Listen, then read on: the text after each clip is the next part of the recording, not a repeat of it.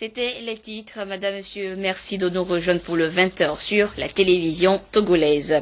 Tout d'abord, au courrier départ du chef de l'État ce vendredi, le président de la République a adressé un message de félicitations à son homologue, Son Excellence Manuel Pinto da Costa, président de la République démocratique de Sao Tomé et Principe.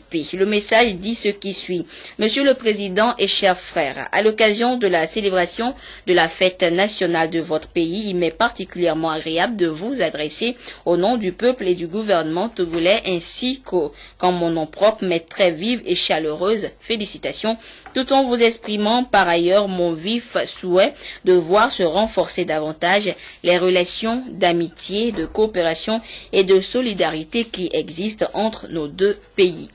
En renouvelant mes vœux ardents de santé et de bonheur pour vous-même et pour votre famille, ainsi que ceux de paix et de prospérité pour le peuple de Sao Tomé et Principe, je vous prie d'agréer, Monsieur le Président et chers frères, les assurances de ma très haute considération. Signé Faure Esozimna Nyazingbe, président de la République du Togo.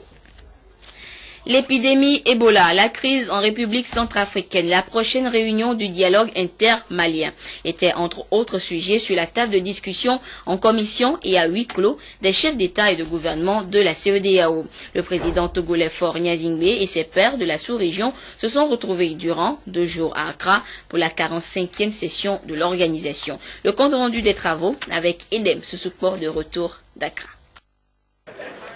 Libre circulation des personnes et des biens et monnaie commune dans l'espace CEDEAO au menu des travaux à Accra.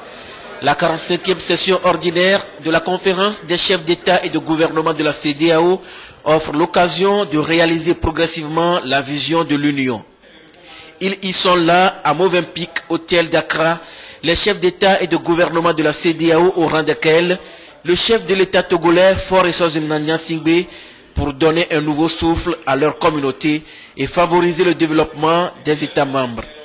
L'hôte du sommet, John Dramani Mahama, président de la République du Ghana, président en exercice de la CEDEAO, a voulu cette rencontre décisive. Et c'est à juste titre à voir l'importance des sujets dont ils ont débattu.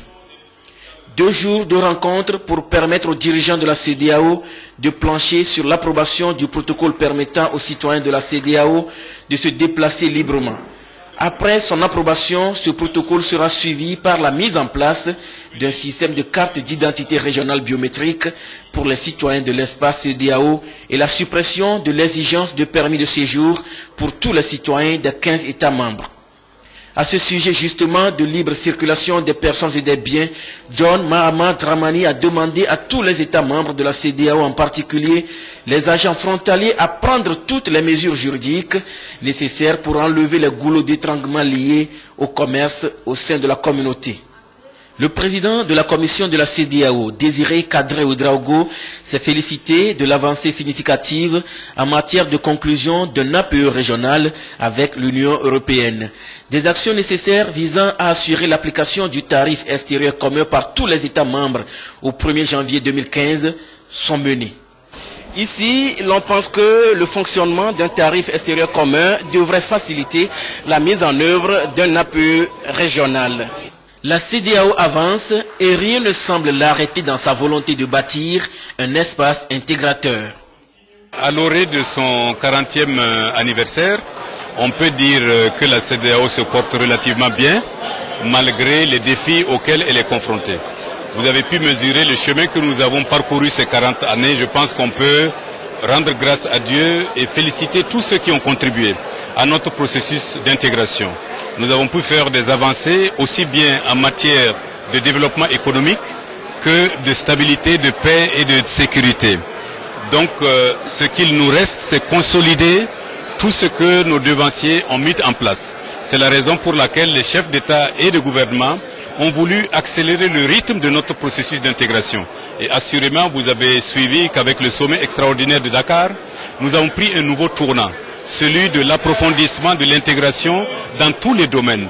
Et nous nous félicitons que le sommet d'Accra sera certainement une étape nouvelle dans l'évolution de notre communauté. En ce qui concerne la création de la zone monétaire unique, il a été précisé que les présidents Issoufou Mahamadou du Niger et John Dramani Mahama du Ghana suivent de près le dossier, conscients que sans sécurité, il n'y a pas de développement et que sans développement, la paix et la sécurité ne peuvent perdurer. Les dirigeants de la CEDEAO ont approfondi leurs réflexions en matière de lutte contre le trafic de drogue et le crime organisé, contre la violence en général et le terrorisme en particulier. Un accent a été mis sur la promotion de la régionalisation des projets et programmes destinés au développement des pays membres. Un clin d'œil a été fait aux familles des victimes des attentats perpétrés à Abuja par Boko Haram. Et la CEDEAO veut renforcer sa lutte contre cette secte islamiste. Ici, à Accra, on a salué l'engagement du Tchad de Idriss Déby Itno pour sa contribution dans la lutte contre le terrorisme dans le nord du Mali. José Mario Vaz a été félicité par ses pairs pour sa brillante élection à la tête de la Guinée-Bissau et sa prestation de serment dans une totale quiétude. Les chefs d'État et de gouvernement de la CEDEAO ont examiné ce qu'ils devront faire ensemble pour une lutte acharnée contre l'épidémie du virus Ebola qui sévit actuellement en Sierra Leone, au Libéria et en Guinée. Saïd Dimit, représentant spécial du secrétaire général des Nations Unies en Afrique de l'Ouest, a appelé tous les pays qui se préparent à organiser en 2015 des élections à mettre tout en œuvre pour des scrutins apaisés, transparents et acceptés par tous. L'Union africaine, représentée par le docteur Elham Mahmoud Ahmed Ibrahim, a réaffirmé le soutien de Nkosazana Dlamini Zuma, présidente de la Commission de l'Union africaine, au projet de développement de la CEDEAO. Près de 4 décennies après sa création, la CEDEAO a fait du chemin, même si elle est toujours confrontée à d'importants défis dans la poursuite de sa mission au service du bien-être et du développement harmonieux des peuples, dans la paix et la sécurité. Le sommet d'Accra offre l'occasion aux dirigeants de l'espace CEDEAO de rassurer singulièrement les jeunes et les femmes que plus que par le passé, la CEDEAO place au cœur de toutes ses actions la prise en charge de leurs préoccupations et la construction pour eux d'un avenir à la mesure des potentialités et des atouts de la région. Et avant l'ouverture des travaux, le chef de l'État Faure Sozimna Nyazingbe est arrivé hier jeudi au Ghana à l'aéroport d'Accra, accueilli à sa descente d'avion par le vice-président ghanéen Arthur Amoussa. Je vous propose de suivre les images de l'arrivée du chef de l'État en terre ghanéenne.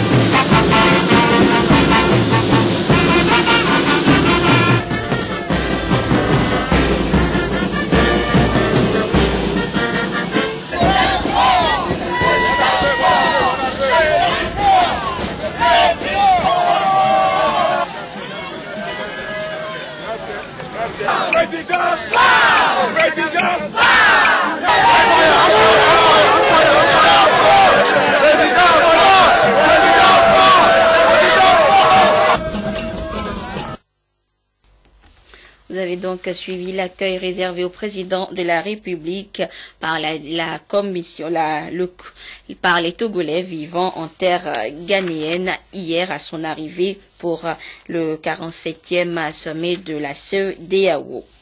Autre actualité, 11 juillet, journée mondiale de la population. L'événement a été célébré au Togo à travers une grande cérémonie à Tchévié, dans le Zion. Membres du gouvernement, partenaires et l'ensemble du système des Nations Unies ont fait le déplacement de Tchévié où plusieurs activités ont meublé la journée, notamment la remise de prix aux meilleurs élèves des divers examens dans la région maritime. Ceci en adéquation avec le thème de cette année, investir dans les jeunes. Nous y reviendrons plus en détail dans le courant de cette édition.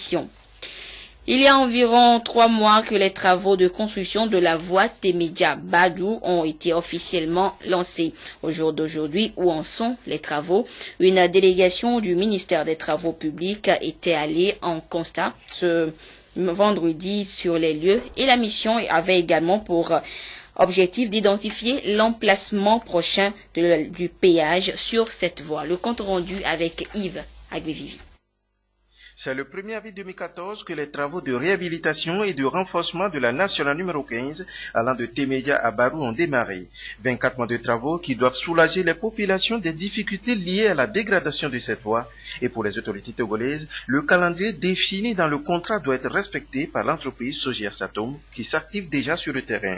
Après 3 mois des 6 définis pour les travaux préparatoires, qu'est-ce qui a été fait? Une délégation dépêchée par le ministre des Travaux publics et des Transports pour constater l'évolution des travaux était sur le chantier ce 10 juin 2014. À la fin de cette mission, consacrée également au choix du site devant abriter le poste de péage et de pesage, le conseiller technique des Travaux publics et des Transports représentant le ministre se dit satisfait.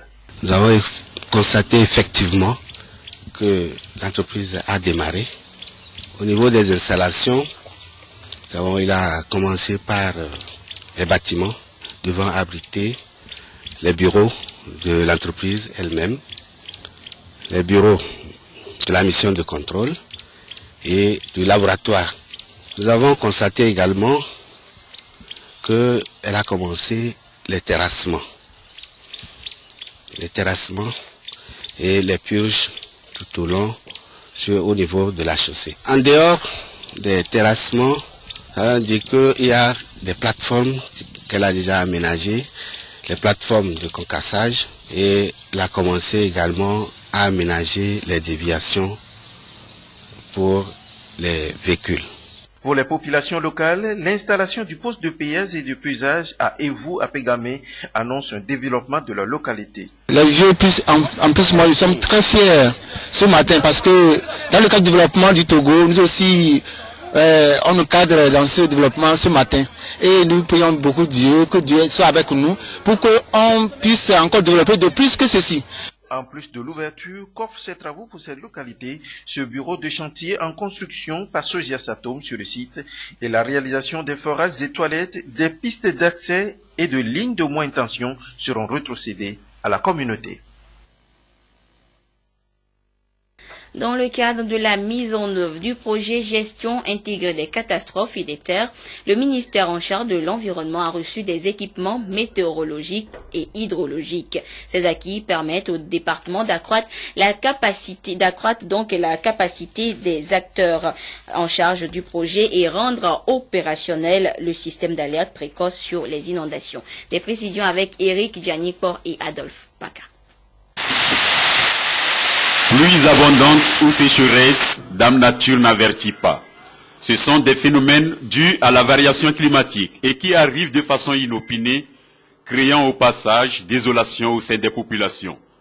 Avec cet équipement météorologique et hydrologique, le gouvernement togolais met les bouchées doubles pour prendre de l'avance sur les aléas climatiques.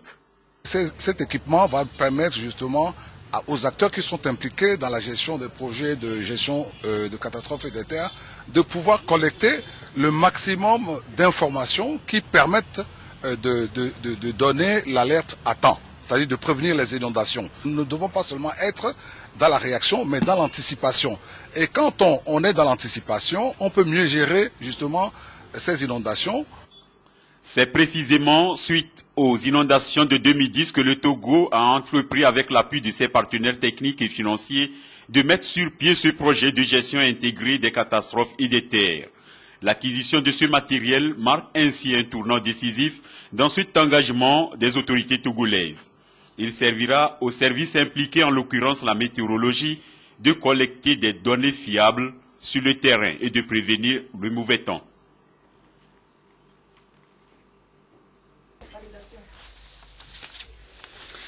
La suite de cette édition à présent pour donner la chance aux personnes en situation de handicap d'accéder à l'emploi au même titre que les personnes valides. L'association Vision Solidaire, avec l'appui du CBM, a réalisé une étude qui fait état de la situation de l'accès des personnes handicapées à l'emploi dans les secteurs publics et privés.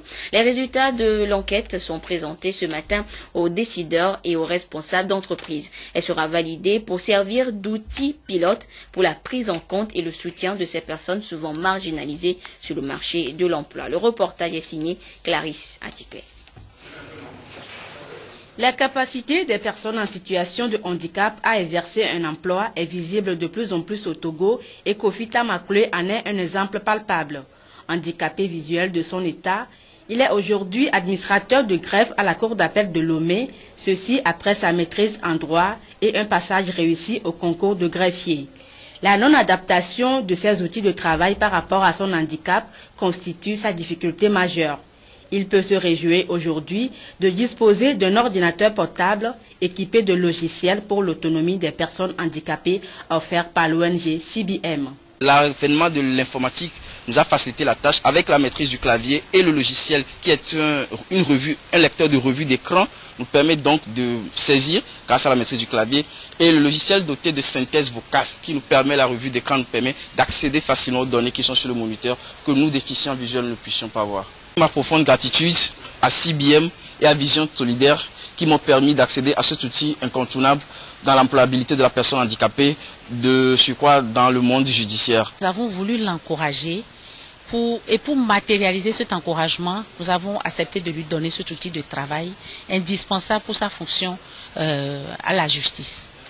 Il s'agit là d'une action concrète visant à promouvoir le droit des personnes en situation de handicap à l'emploi dont le taux de chômage peut être estimé à 80%. Une étude prospective d'identification des opportunités d'emploi dans le secteur public et les entreprises privées vient d'être réalisée et a impliqué 79 structures publiques et privées, 118 personnes ressources ainsi que des partenaires techniques et financiers et des organisations de personnes handicapées. Sur initiative de l'association Vision Solidaire et l'ONG CBM, l'étude fait état des difficultés d'accès des personnes handicapées à l'emploi et des stratégies pour y remédier. L'étude dit qu'une personne en situation de handicap peut tout faire, mais il faut avoir des mesures adaptées pour son poste pour qu'il puisse arriver à mieux faire. Donc on est sûr qu'avec cette étude, on va quitter les postes de manutention pour arriver à de plus en plus des postes de responsabilité, de cadre pour les personnes en situation de handicap. Les résultats de l'étude sont ici présentés à tous les acteurs impliqués dans la promotion de l'emploi des personnes handicapées. L'étude sera validée pour être ensuite intégrée aux différents programmes du gouvernement qui s'activent à renforcer l'employabilité et l'insertion professionnelle de ces catégories de personnes souvent marginalisées. Je vous le disais en titre, Madame Suzanne Aro Assouma, maire adjointe de la ville de Lomé, présidente du comité pour la scolarisation de la jeune fille au Togo, représente désormais notre pays au comité onusien relatif aux droits de l'enfant. Elle y a été élue en considération de toutes ses actions en faveur de l'enfant au Togo. Christine Petit-Kialoudé. Madame Suzanne Aro Assouma, élue au comité des Nations Unies relatif aux droits de l'enfant le 25 juin dernier. Pour accéder à ce stade, il faut avoir fait ses preuves dans le domaine de la protection des droits de l'enfant. Et Madame Aro s'est illustrée dans ce sens sur le terrain. Elle a mené toute une série de luttes contre la violence, les abus et maltraitances des enfants. À cela s'ajoute la lutte contre le trafic des enfants, la servitude rituelle des femmes. On l'a vu aussi œuvrer pour qu'aucun enfant ne vive plus sans acte de naissance. C'est sur l'instruction du chef de l'État que nous avons présenté notre candidature pour le Togo. Comment est-ce qu'on est arrivé là-bas? C'est-à-dire qu'il faut, puisqu'on parle du comité des droits de l'enfant, il faut avoir fait des expériences dans le domaine de l'enfant, c'est-à-dire mener un combat sur tous les domaines et tout, parce qu'en fait, nous étions 13 candidats pour 9 fauteuils. Je suis heureuse que notre pays ait pu avoir ce fauteuil. Le Comité des Nations Unies relatif aux droits de l'enfant est un organe international indépendant qui contrôle l'application de la Convention relative aux droits de l'enfant par les États parties. Il est composé de 18 experts, dont Suzanne Aho. Ces experts vont assister les États dans la mise en œuvre de la Convention avec la collaboration des autres agences des Nations Unies et des ONG. Puisqu'il s'agit d'un comité international. Donc, nous allons pouvoir apporter aussi, jouer notre partition au niveau du comité et continuer à défendre les enfants, entendre la voix des enfants et aussi avoir un regard sur la situation des enfants sur un plan international. Lauréate du prix international Nathalie Mas de SIDEF, elle a été élue en 2005 experte de la Commission africaine des droits de l'enfant de l'OUA. Présidente du comité pour la scolarisation de la jeune fille au Togo-COSIEF, Aho Suzanne est membre fondateur de plusieurs organisations, la Ligue togolaise pour la non-violence et le comité des jeunes en situation difficile, entre autres. Aujourd'hui membre du comité des Nations Unies relatif aux droits de l'enfant, elle prendra ses fonctions en février 2015. La Commission nationale du Togo de l'Organisation pour l'harmonisation en Afrique du droit des affaires OHADA a tenu son assemblée générale pour le compte de l'année 2013 ce matin. Il s'agissait d'examiner et adopter les projets de rapport 2013 et 2014 afin de définir de nouvelles orientations et envisager de nouvelles perspectives pour répondre à l'objectif fixé, celui de jouer pleinement son rôle essentiel de vulgarisation et veiller à l'application effective du droit OHADA. Des précisions avec Arnaud Kiliou. L'Organisation pour l'harmonisation du droit des affaires en Afrique, OHADA, recommande que soient prises des mesures de renforcement des commissions nationales OHADA dans les États membres, car elles constituent le relais de la mise en œuvre effective et de suivi des décisions de l'organisation. Au Togo, la Commission nationale s'est réunie pour planifier les activités à mener au titre de l'année 2014 et rendre compte des activités de l'exercice précédent.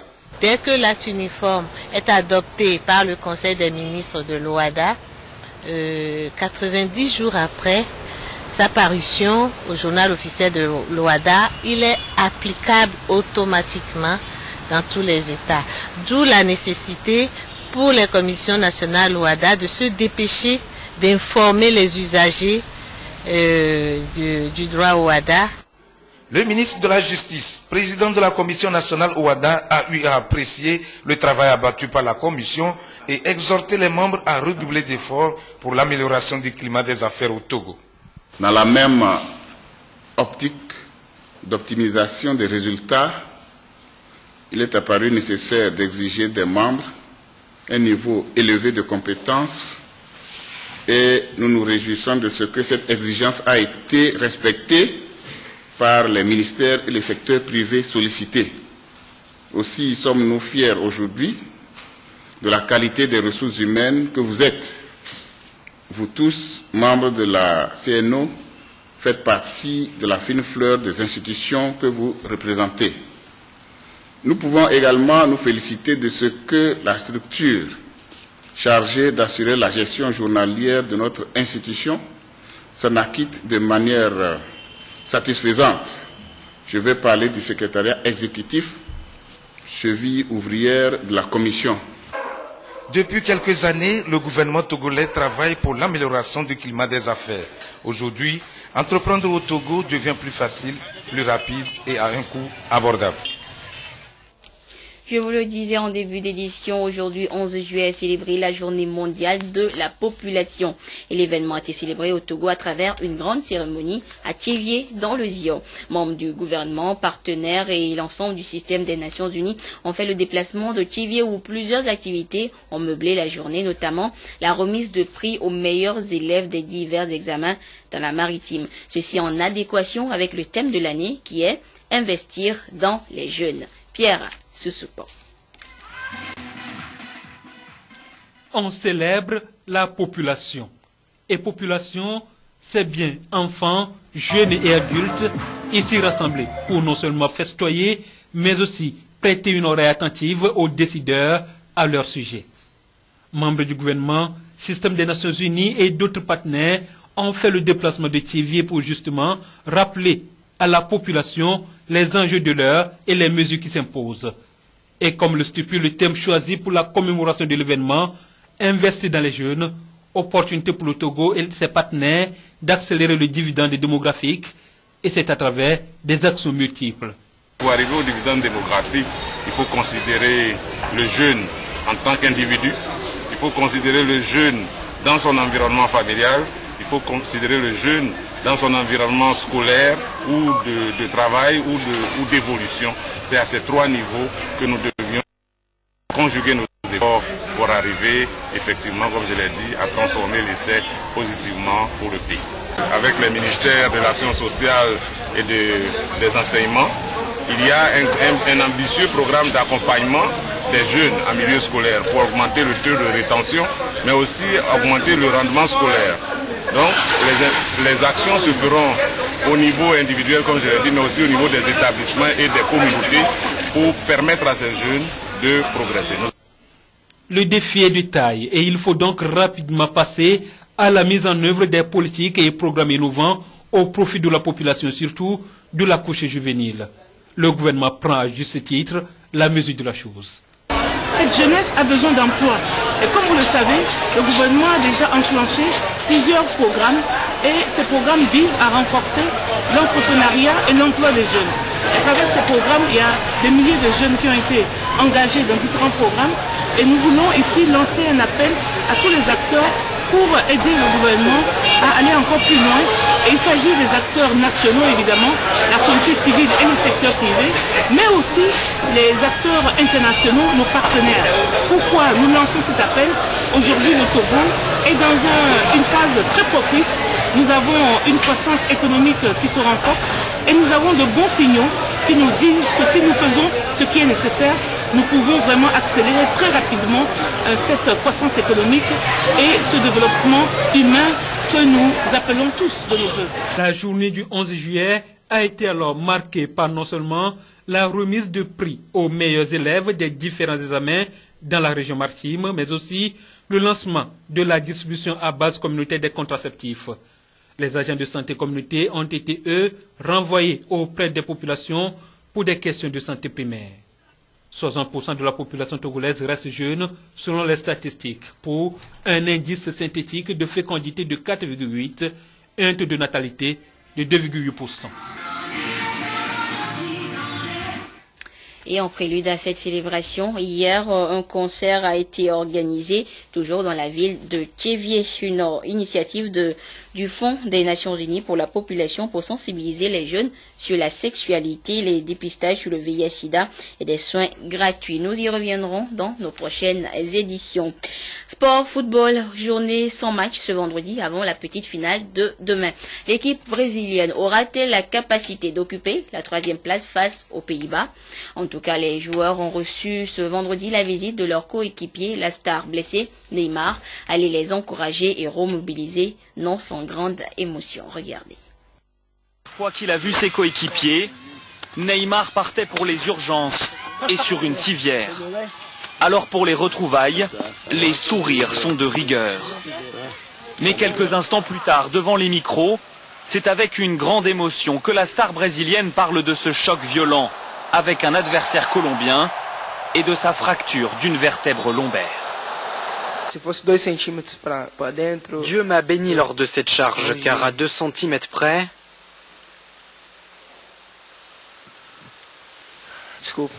Pardon. J'aurais pu être en chaise roulante, alors c'est compliqué d'en parler. Malgré ses larmes, l'attaquant brésilien dit avoir tourné la page.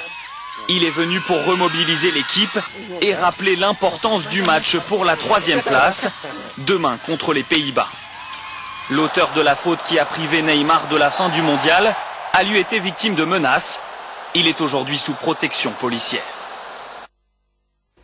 Et la Coupe du Monde tirant donc à sa fin, la TVT reprend progressivement le cours normal de ses programmes. Et les émissions débat sont de retour. Ainsi, ce soir, Au cœur de la nation, Franck Missité et ses invités vont discuter de la problématique de la gestion des sachets plastiques au Togo. Au cœur de la nation, c'est à suivre à partir de 21h en direct sur la télévision togolaise. Le directeur par intérim du Fonds d'aide à la culture informe tous les promoteurs et acteurs culturels ainsi que tous les artistes que suite au lancement officiel de l'appel à projet le 10 juillet 2014 à Lomé, le document de stratégie de mise en œuvre du fonds pour le compte de l'année 2014 est publié dans le quotidien national Togo Presse numéro 9325 de ce vendredi 11 juillet 2014 aux pages 24 et 25. En conséquence, tous ceux qui sont intéressés par cet appel à projet sont priés de se conformer au contenu de ce document de stratégie. Voilà, ainsi se referme ce journal. Merci à vous qui l'avez suivi où que vous soyez grâce à la télévision togolaise. Bon début de week-end à toutes et à tous. Au revoir.